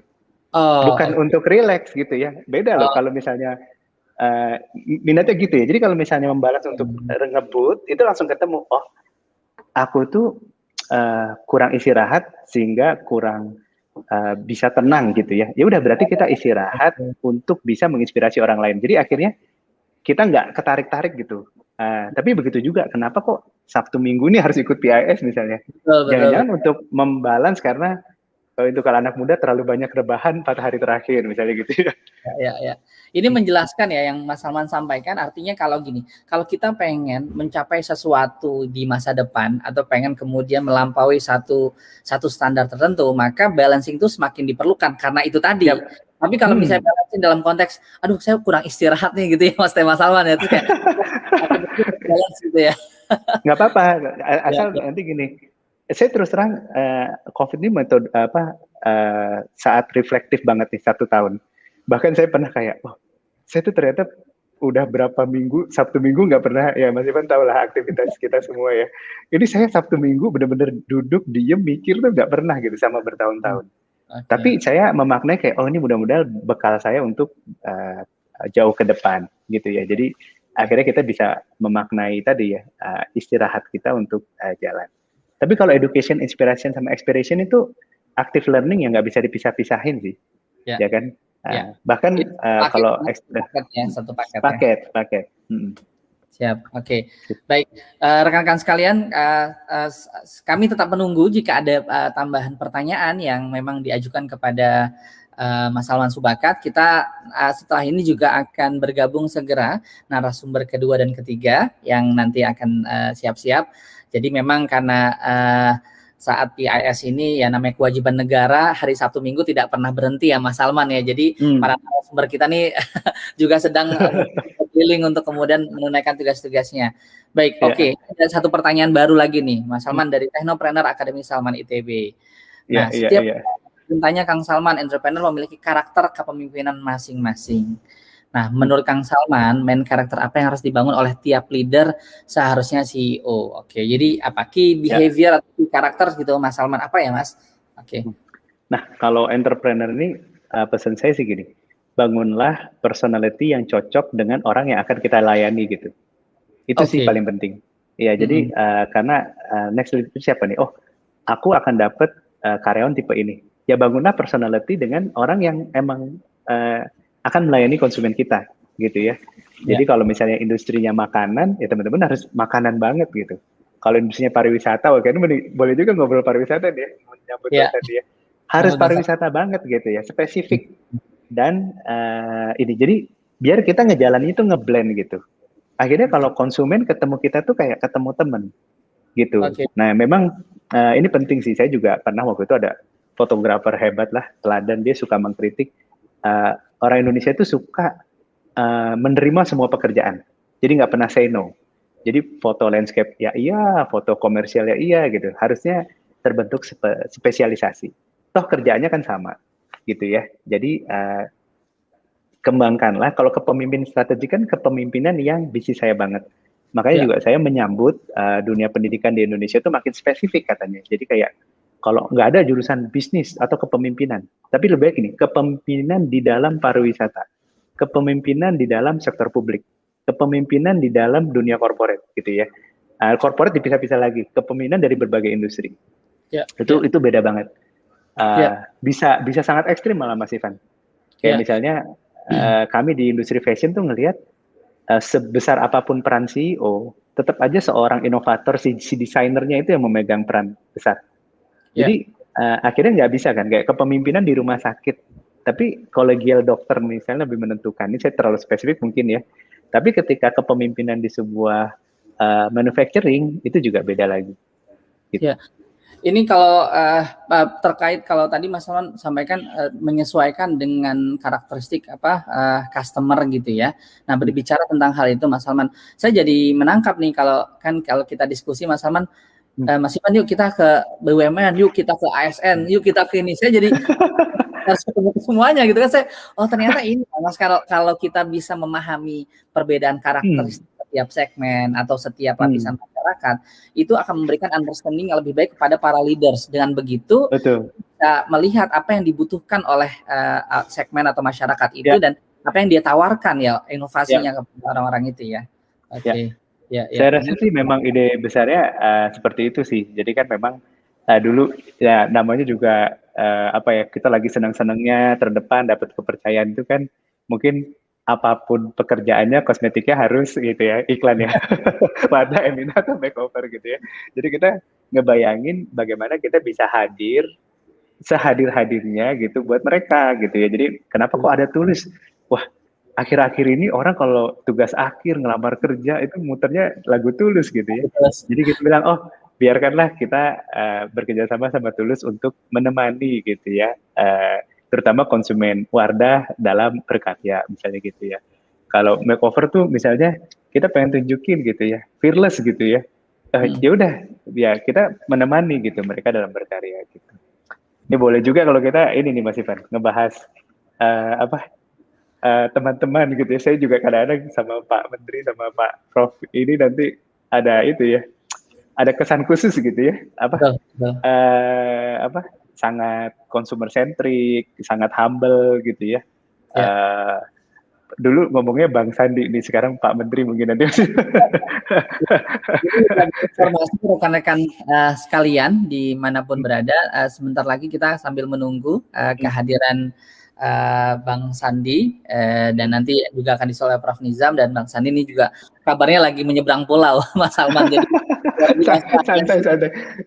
Saya selalu bilang pokoknya saya juga sama Pak Sandi kapanpun ngobrol banyak kesempatan. Tapi saya boleh cerita ya, Bang Sandi yang saya ketahui itu saya pernah datang satu acara nih. Saya tahu lucu nih, ini media ini sebetulnya punya temennya, saya tahu juga gitu ya. Tapi karena saya iklan, saya dapat gold, Pak Sandi dapat silver tiketnya. Pak Sandi itu diem aja loh.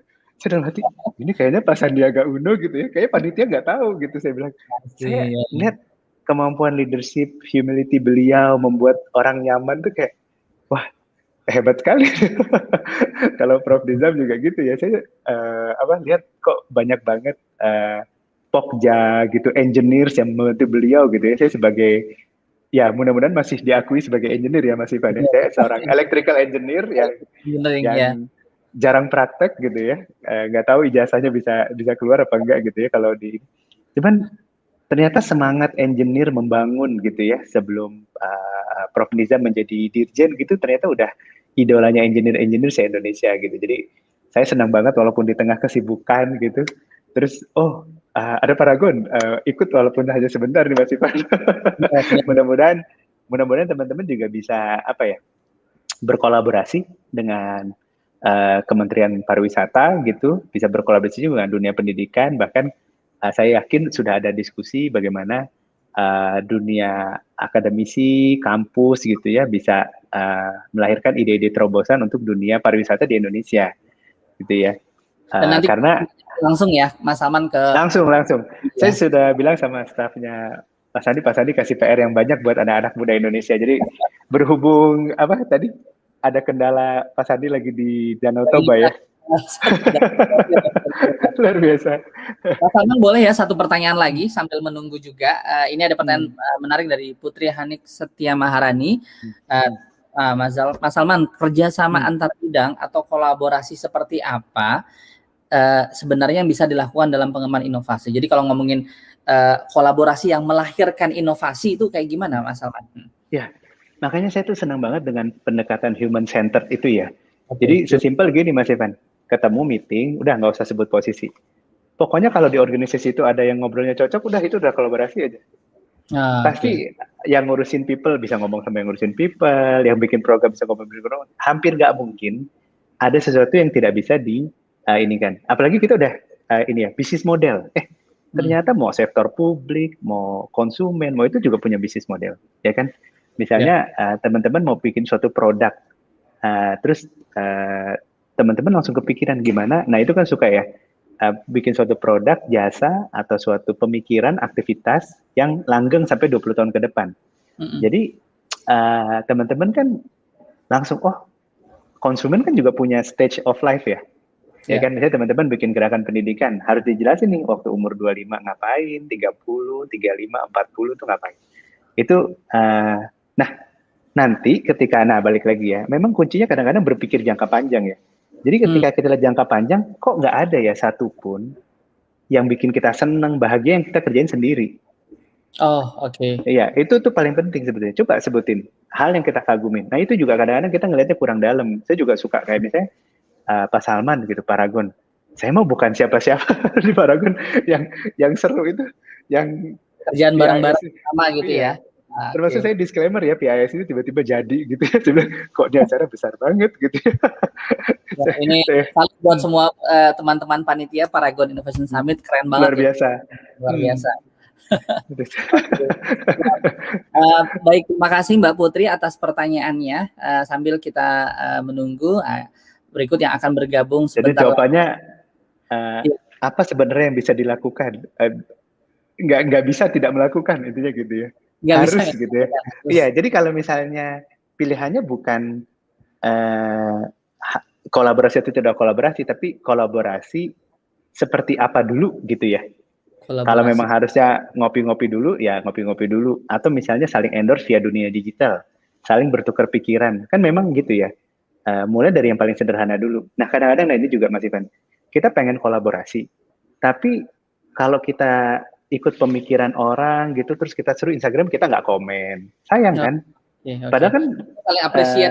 Iya, saling apresiat. Itu kan kalau nggak orang nggak tahu dong kalau kita follow gitu kan.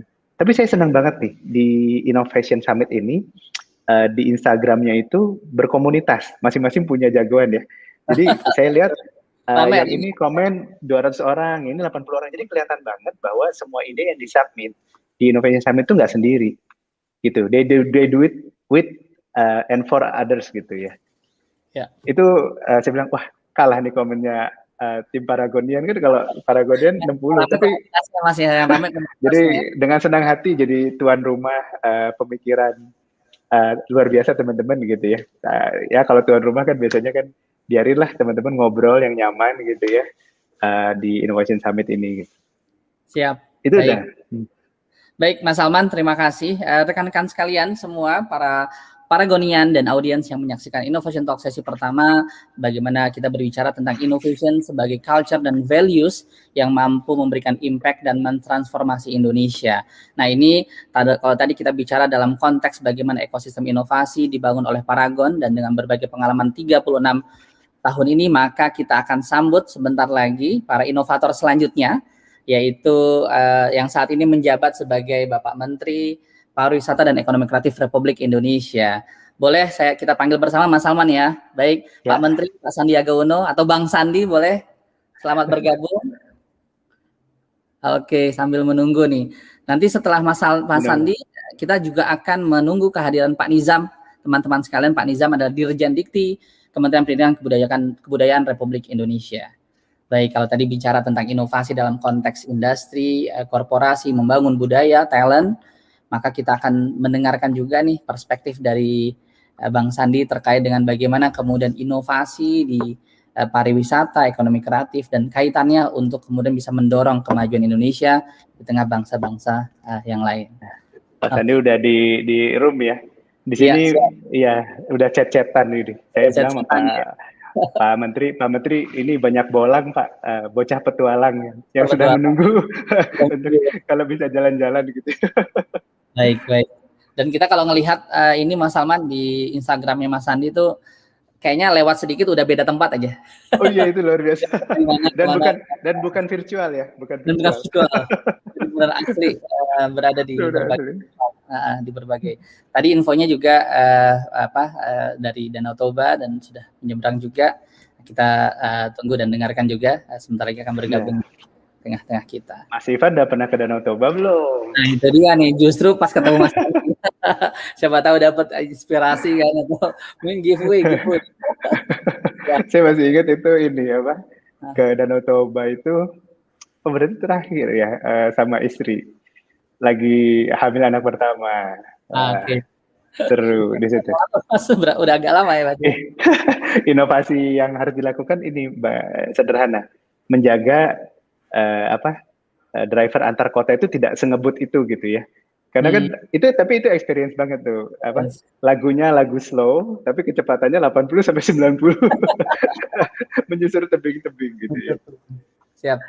Mas Salman ini kalau menarik ya, nanti kita coba tanyakan juga ke Mas Sandi. Mas Sandi ini kan mulai dari pengusaha ya, kemudian masuk ke jalur bukan dari pengusaha loh, Mas Sandi itu mulai dari awal ya. Dari awal. Iya bisa. Jokes on me ya. Oke, jadi dari pengusaha kemudian masuk ke terjun dunia politik sebagai wakil gubernur dan juga kemudian aktif kemudian menyuarakan kemudian UMKM, ekonomi kreatif dan akhirnya sekarang menjadi menteri. Nah, perjalanan dari berbagai sektor ini menarik untuk kita gali juga Mas Salman, apakah ada kemudian pembelajaran yang kita bisa dapatkan pada pagi ini untuk bisa di-share kepada para audiensnya. Boleh kita panggil Mas Sandi. Assalamualaikum, apakah sudah siap bergabung? Kayaknya oke. Halo. Wah, Pak Sandi luar biasa. Assalamualaikum, Bang Sandi, Pak Sandi. Jelas suaranya Pak. Wah, ini di atas kapal ya Pak? Di atas kapal Pak Menteri. Bang Sandi mau dipanggil apa nih di tengah inovator-inovator keren?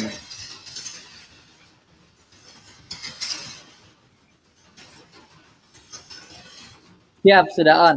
Bang Sandi, sudah. Mohon maaf kita belum mendengar suaranya Bang Sandi. Apa kabar semuanya, teman-teman? Alhamdulillah. Baik. Kami ada di booth Bang Salman, ini ada Manov. Oi, Pak Manov. Ini lihat kita di Danau Toba sedang menuju ke Parapat. Kami baru saja menyelesaikan kunjungan di Pulau Samosir. Mohon maaf kalau anginnya luar biasa. malah jadi berasa liburan. Inilah Pak Menteri. Ya, bagian dari ini sebetulnya namanya Kementerian Pariwisata dan Ekonomi Kreatif, tapi saya lagi mau membangun bahwa ini adalah Kementerian Inovasi. Karena saya melihat bahwa sebagai kita punya Badan Research dan Inovasi Nasional sekarang, BRIN. Tapi setiap kementerian harus punya Chief Innovation Officer. Dan ini Manov selalu ngingetin kita bahwa if you don't innovate, you will perish. Nah, saya ingin menyapa Bismillahirrahmanirrahim. Assalamualaikum warahmatullahi wabarakatuh. Salam sejahtera bagi kita semua. Horas dari antara Pulau Samosir menuju Parapat, Simalungun. Saya ingin menyapa founder PT Paragon Teknologi dan Innovation, Bunda Nurhayati Subakat. Terima kasih Bunda sudah memberi inspirasi bagi kita semua. saya ingin menyapa CEO dari Paragon Technology dan Innovation, Bro Salman Subakat. Yeah. Juga ada Om Ivan Ahda. Ya, Terima kasih. Direktur Jenderal Perguruan Tinggi Kemendikbud, Brother Nisman. Dan juga di sini ada ketua jaringan semua murid, semua guru. Siap. Prinsipolog, konsultan, Maxima Indonesia selaku moderator. Saudara kita yang tidak perlu kita perkenalkan kembali, Bapak Ivan Ahda. Yeay. Dan para hadirin sekalian, saya ingin buka dengan pantun. Are you ready? Yes. Are you ready? Yeah. Kalau menebang pohon, janganlah di hutan. Agar hutan terjaga untuk masa depan. Kita sukseskan acara Paragon Innovation Summit ini ke depan. Untuk wujudkan inovasi yang berkelanjutan. Mantap. Pertama-tama ya saya sangat berterima kasih. Hari ini kita berinovasi, melakukan diskusi dari atas kapal. Ini adalah bagian dari inovasi. Waktu dan ruang tidak bisa membatasi kita sekarang karena kita mampu untuk menjangkau dengan adanya teknologi sebagai bagian daripada inovasi. Dan ini sangat penting ya, nilai utama untuk melipat gandakan dan dampak dan akselerasi transformasi ini yang merupakan judul dan tema dari Paragon Innovation Summit. Nah, saya ingin sampaikan tadi, sebagai menteri di kementerian saya juga Chief Innovation Officer. Saya dorong masyarakat, platform kita ada 3, yaitu strategi inovasi. Yang pertama inovasi, kedua adaptasi, dan ketiga kolaborasi. Karena kita menuju pariwisata yang bergerak di tengah pandemi dan terpuruknya ekonomi ini menuju ke pariwisata berbasis quality and sustainability. Jadi ini adalah keniscayaan kita. Nah, kita harus tetap optimis sekarang. Bagaimana caranya kita untuk bangkit? Bukan hanya survive, tapi revive, dan akhirnya thrive. Bukan hanya bisa bertahan, tapi juga bisa memperjuangkan, dan akhirnya bisa mencetak pemenang melalui peluang-peluang kita. Nah, pandemi COVID-19 ini jangan sampai menghalangi kita untuk terus aktif berinovasi. Kedua, menurut saya, quick wins.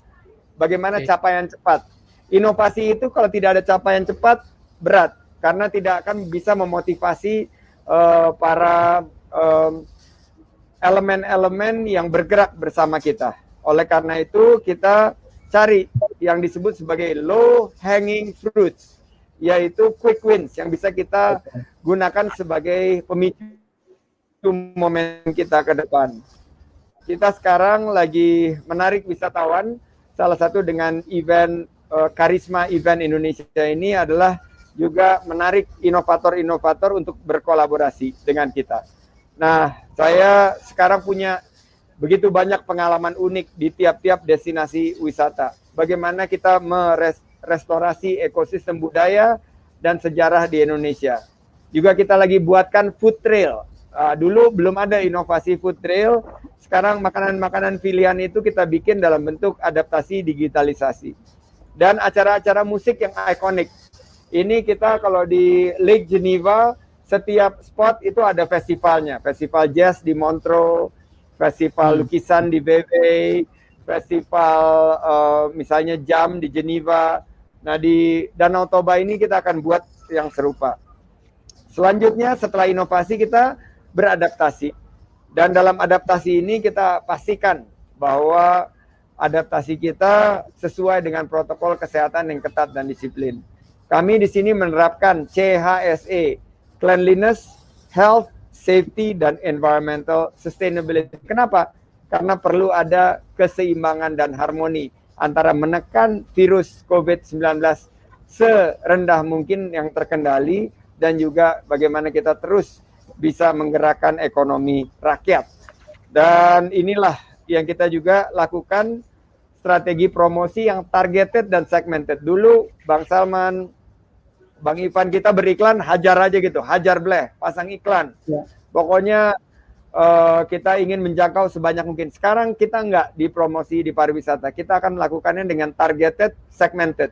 Kita pakai algoritma supaya kita tahu siapa yang mesti kita tuju, demografi apa yang mesti kita sasar. Bagaimana kita promosi pariwisata itu sangat efektif. Jadi itu sekarang kita dorong agar para wisatawan merasa aman dan nyaman dan punya confident bahwa berwisata ini kita bisa lakukan dengan penuh tanggung jawab. Dan juga kita punya program Bangga Berwisata di Indonesia. Ada 150 triliun uang Indonesia yang mengalir ke luar negeri karena kita, termasuk saya dan keluarga, dulu suka berwisata di luar negeri. Sekarang kita coba reposisi, karena mumpung ada pandemi, masyarakat bisa bangga berwisata, hashtag di Indonesia aja. Dan pilar yang ketiga adalah kolaborasi. Nah ini kolaborasinya siapa aja? Semua, sektor publik, sektor swasta, institusi pendidikan, ITB misalnya, dan juga kita libatkan masyarakat dan media. Ini yang harus kita lakukan untuk mengakselerasi digitalisasi dan bagaimana kita mereposisi keluar dari pandemi ini. Saya pakai baju Indonesia Care ya, ini Indonesia Care. Kalau disingkat I Do Care, menunjukkan bahwa kita ingin bahwa semua elemen pariwisata dan ekonomi kreatif itu tersentuh dan terbangkitkan semangatnya. Mas Salman, Mas Ivan yang saya banggakan, ada beberapa, ini speech-nya panjang sekali, luar biasa. Saya ingin ada beberapa program yang kerjasamakan dengan Paragon. Kalau bisa misalnya program-program untuk peningkatan UMKM, akses pasar, juga kita sekarang punya program untuk meningkatkan kemasan, karena content is king, tapi packaging is queen.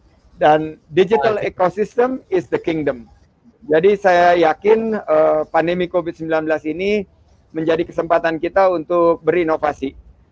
Dan tahun 2021 kita canangkan sebagai tahun kebangkitan kita pulihkan dengan adaptasi teknologi, dengan adaptasi protokol kesehatan yang ketat dan disiplin, dan dengan kolaborasi kita bisa menghadirkan kebangkitan ekonomi dan kepulihan agenda pembangunan kita.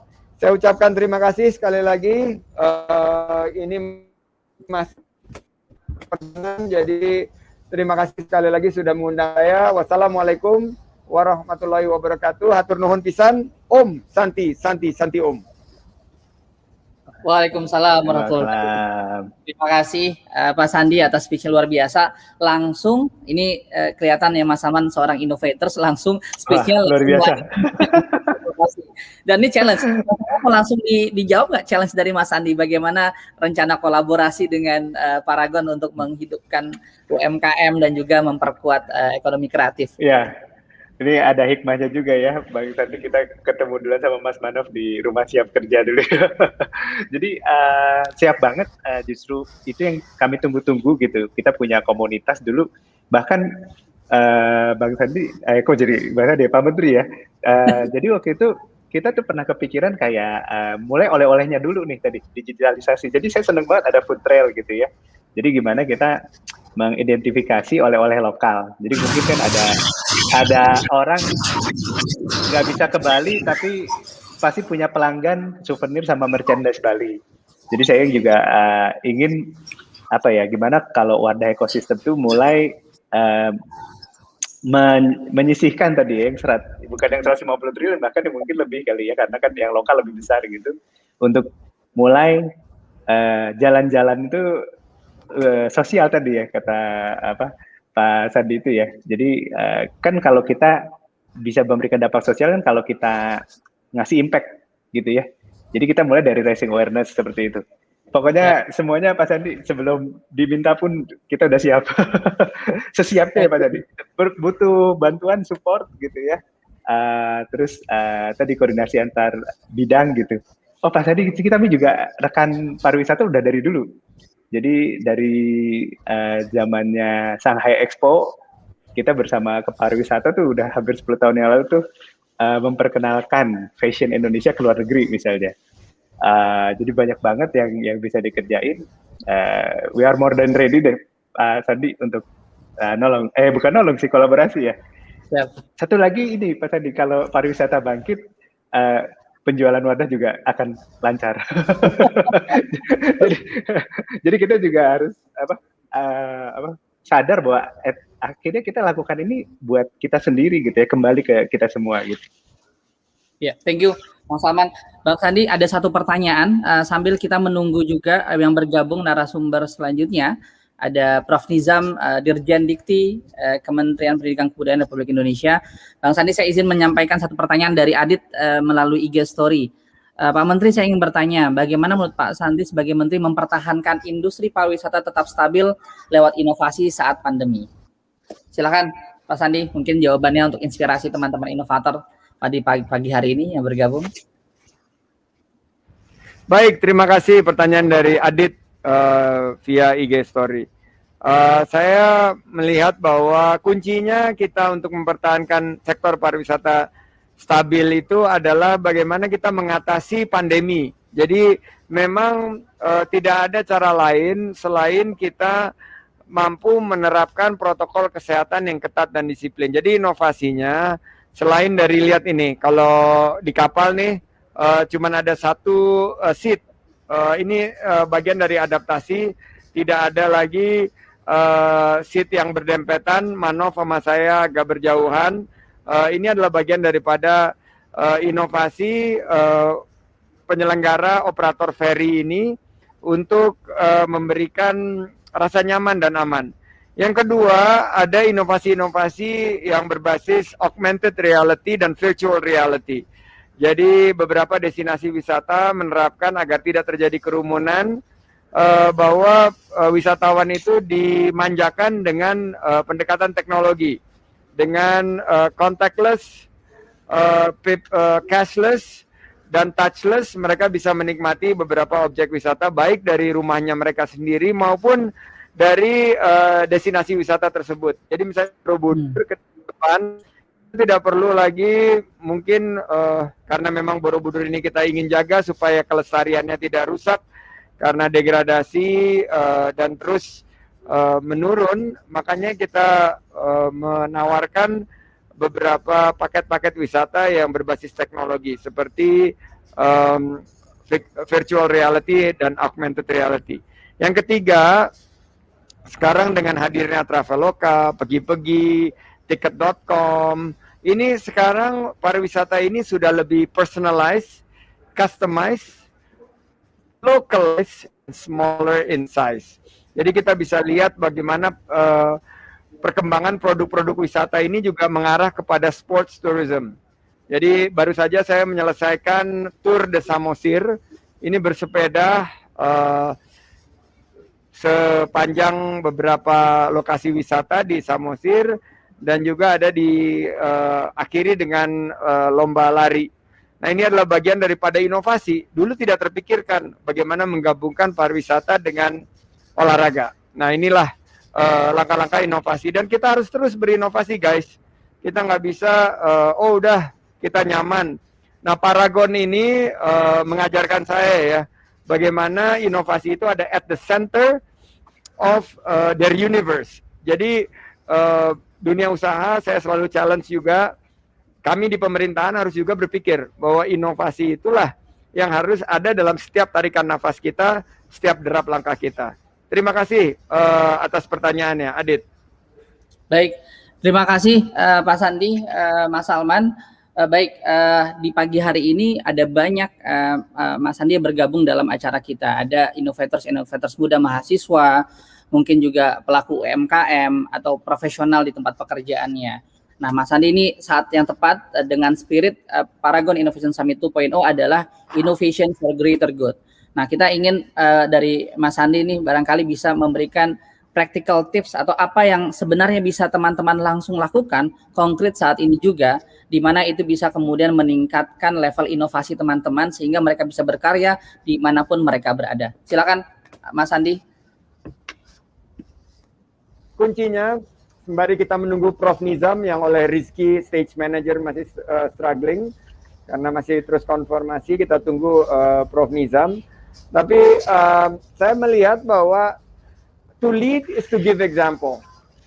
Sebagai anak-anak milenial, mereka akan melihat mentor-mentornya seperti apa. Dan kalau mentor itu terlalu ada di comfort zone, ada di zona nyaman dan berhenti berinovasi, akhirnya tidak bisa memberikan inspirasi kepada adik-adik milenial. Yang kedua, menurut saya read and read. Baca, baca, dan baca. Saya mendorong generasi muda untuk membaca ilmu, knowledge terkini, baik itu melalui pad atau buku. Saya kadang-kadang old fashion, saya masih bawa buku, tapi kadang-kadang saya bacanya melalui pad. Yang ketiga, menurut saya olahraga. Karena olahraga itu di saat kita berolahraga ada zat yang Allah ciptakan, yaitu namanya zat endorfin, yang memacu kita untuk berinovasi. Tiba-tiba kita optimis melihat masa depan, tiba-tiba badan kita terasa segar, kita nggak galau, kita nggak mager, kita nggak rebahan, tapi kita terus bergerak. Karena inovasi itu akan dilakukan oleh orang-orang yang bergerak. People who move, innovate. And people who innovate, move. Jadi mereka tidak ada tuh auto mager, mereka bergerak terus. Dan terakhir menurut saya inovasi itu akan berbasis silaturahim. Silaturahim yang memang sekarang ini kita dorong dalam konsep crowd sourcing. Jadi bukan hanya inovasi itu dari kepala kita sendiri, karena nggak mungkin inovasi itu, siapa sih yang innovate? Sandi? Enggak. Sandi dan teman-temannya Manov juga, sekaligus Manov say hi. Hai bro. Dan Pak Salman, kita di Rumah Siap Kerja di sini ada bersama pemerintah, inovasinya adalah program prakerja. Jadi ini udah Prof Nizam sudah bergabung nih, terima kasih Rizky. Kita ingin sapa juga, dan untuk Catherine terima kasih semuanya, Omar juga luar biasa, kalian sudah menghadirkan satu event yang terkurasi dengan baik dan tereksekusi dengan sangat perfect. Jadi kebetulan kami juga sudah mendekati perapat, ini bisa saya kasih lihat keindahannya tidak kalah dari Switzerland. Ini cantik sekali, kita lihat Danau Toba ini benar-benar Allah Subhanahu wa taala, Tuhan yang Maha Kuasa kasih keindahan kepada kita, dan saya sudah hampir mendekati pelabuhan Ajibata. Ini pelabuhan yang baru saja diselesaikan pembangunannya oleh pemerintah. Tapi akhirnya kita harap kreatif ini untuk bisa bangkit kembali dan pulih. Terima kasih. Saya sudah closing, Rizky. Jadi tolong Prof Nizam diangkat. Saya ingin menyapa Prof Nizam dan juga Mas Ivan. You are the best. Thank you. Salma, kita udah chat dulu. Ini kelihatannya Prof Nizam belum ada. Aduh, Rizky kesian, dia stres. Baik. Siap. Ya, kalau gitu ini juga ada bagian dari inovasi, yaitu ferry. Nah, ini ferry ferry yang masyarakat tuh melambaikan tangannya, say hi kepada sebagian besar dari mereka memakai produk Paragon. Jadi ini mudah-mudahan ya harapan kita, kebersamaan kita di sini di pagi ini akan membangkitkan inovasi. Manov, mungkin say a few word karena Prof Nizam belum ada, Rizky struggling. Silakan. Ya, thank you Bang Manov. Halo Bang. Ini sekalian mungkin Mas Menteri ini di pariwisata dan ekraf perlu banyak banget innovation. Jadi nanti mungkin Bro Salman bisa sekaligus mengajak teman-teman yang hadir di sini untuk memberikan solusi-solusi yang inovatif untuk membantu lebih lagi pelaku-pelaku pariwisata maupun ekraf. Gitu. Thank you. Ya. Thank you.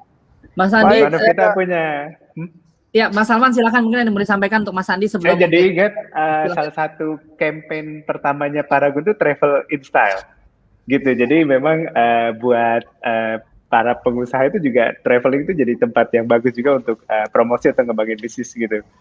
Udah kangen juga bikin campaign-campaign seperti itu lagi, Pak Sandi. Ayo dong kita bikin. Siap. Karena gini, kalau mau pariwisata sekarang yang menjadi keharusan itu adalah yang disebut selfie economy. Mereka cari spotnya Instagram, TikTok dan lain sebagainya. Tapi yang paling penting apa? Mereka harus dandan. Dia harus pakai alis matanya bagus, dia pakai lipstiknya keren. Walaupun protokol kesehatan, tapi mereka juga kadang-kadang dengan protokol kesehatan dia menunjukkan makeup terkininya. Dan ya, menurut saya inovasi itu ada di mana-mana. Jadi si Zenza nih dari Every Idea Edu bilang inovasi ferry. Enggak, ini benar inovasi. Kalau nggak ada pandemi kita nggak mungkin ada dalam situasi yang sangat mungkin nyaman, karena dengan dikuranginya kapasitas, mereka meningkatkan kenyamanan, dinaikin sedikit harganya, ternyata juga dari segi keekonomiannya karena meningkat. Danau Toba ini berdasarkan data big data mendapatkan jumlah wisatawan yang justru meningkat di tengah pandemi. Nah, ini adalah bagian juga daripada inovasi.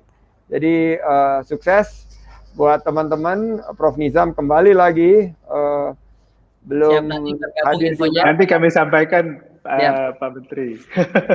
Ya, durasinya mepet nih katanya Rizky, kasihan Prof Nizam. Enggak, itu dapur Pak Sandi. Oh, dapur, ya. Mudah-mudahan, ya. Saya diingatkan nih oleh Zensat. Jadi saya ingin tutup dengan konsep 3G dalam berinovasi. 3G. Jadi ini nggak ada hubungannya sama OKOC, tapi ini 3G. 3G itu G yang pertama, gercep. Kita harus gerak cepat. Berinovasi nggak bisa kita pelan-pelan, tapi kita harus move, fast. Dan fast itu adalah fatona, amanah, sidik, dan tablik. Move, jadi itu gercep. Kedua, geber. Geber itu adalah gerak bersama. You innovate harus bersama-sama. Ekosistem harus terlibat. Nggak bisa ego sektoral. Kita harus gerak bersama, geber. Dan ketiga, G-nya adalah gaspol. Gaspol ini adalah garap semua potensi. Jadi jangan ada yang sampai tertinggal. No stones left unturned. Semua harus kita garap. Sehingga konsepnya adalah setiap inovasi itu akan memberikan kebermanfaatan. Saya yakin ini yang menjadi motivasi kita pagi ini. Kami sudah ditunggu karena ferinya ini sudah berlabuh. Saya sudah tidak bisa lagi memperpanjang untuk Prof Nizam karena sudah didorong-dorong oleh kaptennya dan krunya untuk mengosongkan. Ini tuh lihat sudah ditunggu oleh kepolisian juga. Sebelum saya diusir, saya ucapkan sekali lagi maju terus Paragon Innovation Summit 2.0 dan semoga Tuhan Yang Maha Kuasa memberkahi perjuangan kita. Wassalamualaikum warahmatullahi wabarakatuh. Waalaikumsalam warahmatullahi wabarakatuh. Wah, terima kasih. Semoga berkah perjalanan dan tugas-tugasnya setelah ini. Baik, Bang Salman, tuh luar biasa ya. Memang suara itu langsung berbeda. Speech-nya udah langsung berbicara tentang action, apalagi harus kita bisa lakukan. Itu luar biasa. Mungkin kalau kasih waktu lebih lama ya, Mas Salman udah kayak kuliah umum kita nanti, kuliah umum inovasi. Langsung kuliah umum. Ya, siap. Baik, Mas Salman dan rekan-rekan semuanya yang ada di masih stay tune di Innovation Talk sesi 1, bagaimana inovasi menjadi value utama dalam memberikan impact dan juga perubahan buat Indonesia. Nah, Mas Salman nih di tengah-tengah kita juga nanti akan bergabung ada perwakilan rektor dan perwakilannya dari 15 kampus yang bekerja sama dengan Paragon dalam melaksanakan program Education Leadership Paragon. Nah, kita sedang siap-siap dulu nih, Mas Salman, karena kita ingin mengundang juga apa yang kemudian barangkali menjadi sebuah pemikiran dari Prof Nizam terkait dengan kemudian apa inovasi-inovasi di dalam ekosistem pendidikan Indonesia.